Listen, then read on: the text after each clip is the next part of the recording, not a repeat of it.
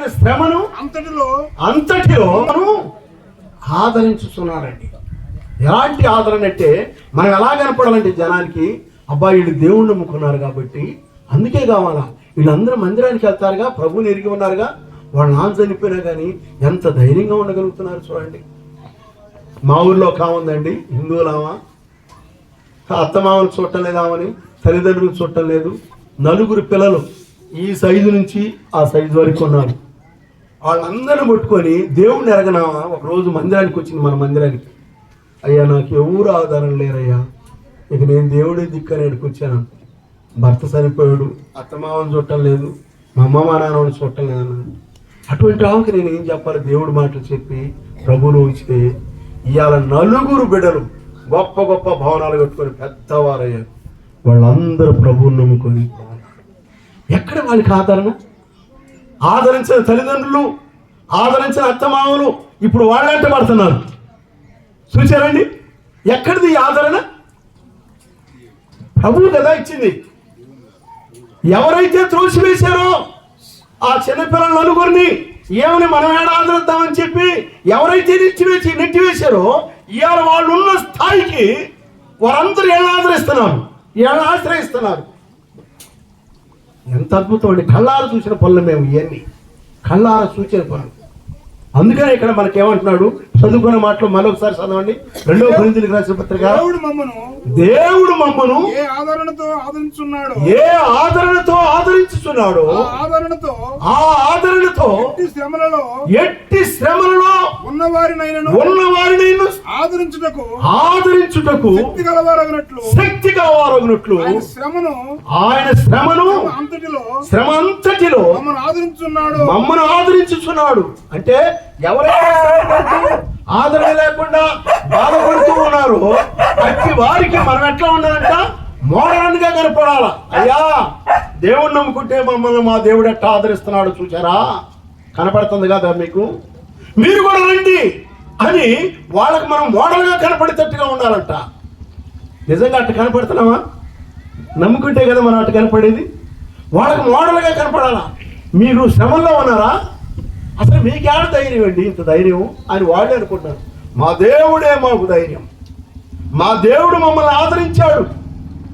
ఎట్టి శ్రమంలో ఉన్న వాడిని ఆదరించుటకు ఆయన శక్తి గలవాడు, మమ్మల్ని ఆదరించిన వాడు మిమ్మల్ని కూడా ఆదరిస్తాడు అనేటట్లుగా మన జీవిత ప్రదర్శన వాళ్ళ ముందు కనపడాలి. బలహీనులుగా ఉన్న వారిని ఆదరించే వారిగా మనకు కనపడాలి.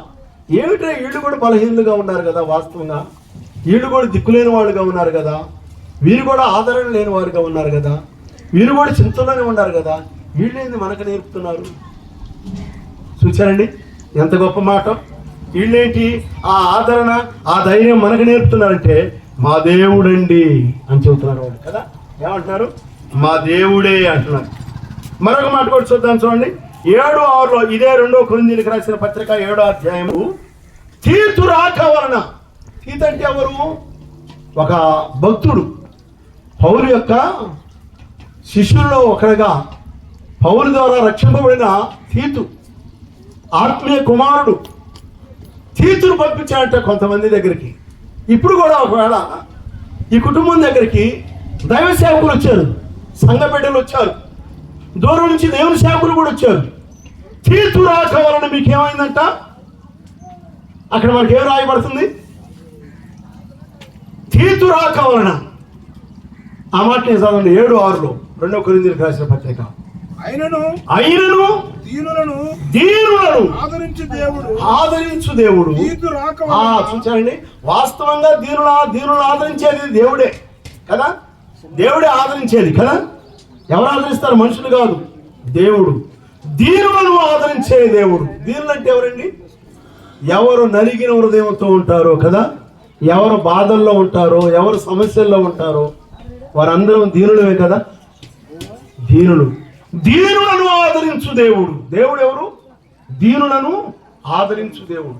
దేవుడు ఆదరించేవాడైనా ఆయన ఒక మనుషులను పంపించారు, తీతుని పంపించాడు వాళ్ళ దగ్గరికి. అదిగో ఇప్పుడు సంఘ బిడ్డలను పంపించాడు, దైవ సేవకులను పంపించారు, ప్రార్థనలు చేశారు, పాటలు పాడారు, వాక్యం చూస్తున్నారు. అయితే తీతు రాక వలన ఏమైందంట? ఆదరించేది దేవుడే అయినా తీతు రాక వలన ఏమైందంటున్నాడు చూడండి అన్న అక్కడ. దీనులను ఆదరించు దేవుడు తీతు రాక వలన మమ్మును ఆదరించాను. చూచారా? ఆదరించేది దేవుడైనా ఒకరిని అడ్డం పెట్టుకుంటాడంట కదా. తీతు అనే ఒక వ్యక్తిని, దైవ సేవకుని, దేవుని బిడ్డల్ని, సంఘ బిడ్డల్ని అడ్డం పెట్టుకున్నాడు. వాళ్ళని ఆధారం చేసుకొని వారిని ఆదరిస్తున్నాడు. వాస్తవంగా ఈ మనుషులు ఎవరు కాదండి ఆదరించేది కదా.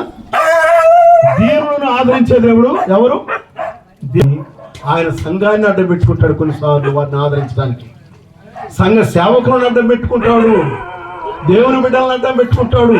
ఆయనను ఆదరించేది దేవుడైనను తీతు రాక వలన ఆయన మమ్మలను మాకు అనుకోవచ్చు. దేవుని వాక్యం చెప్పిన మాకు ధైర్యం ఎంతవరకు వచ్చిందా అనుకోవచ్చు. ప్రభు కూడా రాబోతున్నాడు. ఆయన చూస్తున్నాడు. వారిస్తున్న మాటలు ఆర్భాటముతో, ప్రధాన దూత శబ్దంతో, దేవుని బోరతో పరలోకం నుండి ప్రభువు దిగి వస్తున్నాడు. మీకు తెలుసా, ఒక గ్రామంలో చచ్చిపోయిన కుమారుని పాడిగట్టుకొని ఊరు వెలపలికి వస్తుంటే, యేసుక్రీస్తు వారు జీవించిన కాలంలో శిష్య బృందము ఊర్లోనికి వస్తుంది. వారందరూ గవిని దగ్గర కలుసుకున్నారు. వీళ్ళు పాడెత్తుకొని ఊరు వెలపలికి వెళ్తున్నారు, వాళ్ళేమో ఊర్లోనికి వస్తున్నారు. వీరు ఎక్కడ కలుసుకున్నారు? గవిని యొద్ద కలుసుకున్నారు. అయితే విధవరాలు కుమారుడంట, ఒక్కడే కుమారుడంట. ఆ తల్లికి ఒక్కడేనంట, ఆమె విధవరాలంట. ఆమెను ఓదార్చడం ఎవరి వల్ల? ఆమెను ఎంతమంది ఓదారుస్తున్నారో ఎవరి వల్ల కాటలేదు. కానీ యేసుక్రీస్తు వారు వచ్చారు, ఒక్క మాట అన్నాడు, అమ్మా ఏడవకు అన్నాడు. ఈ మాట ఎంతమంది చెప్పుంటారు చెప్పండి? చాలా మంది చెప్పుంటారా లేదా? అవును, అమ్మా ఏడవబాకమ్మా, ఏడవబాకమ్మా అని అంటారా? ఇప్పుడు మనం కూడా ఏడుతుంటే మనల్ని ఎవరు చెప్పరా ఆ మాట? ఏడు అమ్మ బాగా అంటారా? బాగా ఏడు అమ్మ, గుక్క దిప్పి అయిపోయేటట్టుగా ఏడు అమ్మ, చచ్చిపోయేటట్టుగా ఏడు అమ్మ అని అంటారా? ఏడవబాకమ్మ అంటారుగా. అట్టనే చాలా మంది అన్నారు. యేసుక్రీస్తు వారు కూడా వచ్చేది ఏ మాట అన్నారు. కానీ ఆ మాటని ఆడని ముట్టి చిన్నవాడా లెమ్మని నీతో చెప్పుచున్నాను అనగానే వాడు లేచి కూర్చున్నాడు. ఇప్పుడు తండ్రికి అప్పగించాడు.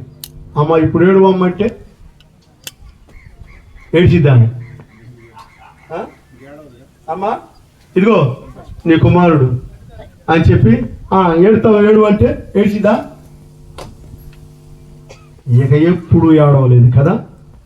ఏడవటానికి అవకాశం ఏర్పాటు చేశాడు. మనుషులు ఏడవమాకని అనవచ్చావు, కానీ మనుషులనే మాటకి దేవుడనే మాటకి తేడా. ఇదే మాట మనుషులు అన్నారు, కానీ ఆమెను ఏడవటం ఆపకుండా చేయలేక పోయారు. యేసుక్రీస్తు వారు ఒకేసారి అన్నాడు, ఏడవబాకమ్మ అని. ఇంకెప్పుడు ఏడవకుండా చేశాడు కదా. అటువంటి దేవుడు ఏం చేస్తున్నాడంటే ఇప్పుడు ఆర్భాటముతోను, ప్రధాన దూత శబ్దముతోను, దేవుని బోరతోను పరలోకం నుండి దిగి వస్తున్నాడు మన కోసం కదా. మన కోసం పరలోకం నుండి దిగి వస్తున్నాడు. కాలమే కొనిపోబడతాము, సదాకాలం ఆడుంటాం అనే మాటలు చాలా అనిపించున్నాం, కానీ ఇంకా మనం ఎప్పుడు చూడాలా ఈ దృశ్యాన్ని కదా. ఈ సన్నివేశాన్ని మనం ఎప్పుడు చూడాలా? త్వరలో సంభవించబోతుంది.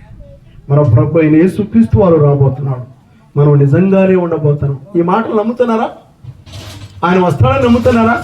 మనం పరలోకంలో ఉంటామని నమ్ముతున్నావా? అది సంతోషమా? మనకి ఇట్టాటి మేడలు 10 మేడలు ఉన్నా ఈ లోకంలో ఉండటం సంతోషమా? ఏమండి? ఎన్ని ఉన్నా కానీ పరలోకము ప్రభువే సంతోషం కదా. మరి దానికి మనందరము సిద్ధపడాలి. ఇంటి వారికి ఆదరణ కలగాలి, కుమారుడికి ఆదరణ కలగాలి, వారి భార్యలు సంఘానికి సభ్యులుగా సంఘంలో ఎంతో వారు వాస్తవా కదా. ఆ కుటుంబానికి ఆదరణ కొరకు మనం వచ్చాం, ఆదరణ కూడికి అంటున్నాం. కానీ ఈ మాటలు ఈ కుటుంబం ద్వారా అనేకులకు అందిస్తున్నారంటే మనకు ఆదరణ కలిగిస్తున్నారు వాళ్ళు కదా. అదే ఇప్పుడు మనం కొరింథీయులకు రాసిన పత్రిక కూడా మమ్మల్ని ఎట్టి కృప చేత ఆయన ఆదరిస్తున్నాడు, ఆ కృపను మీరు ఎరుగునట్లుగా అంటున్నారు కదా.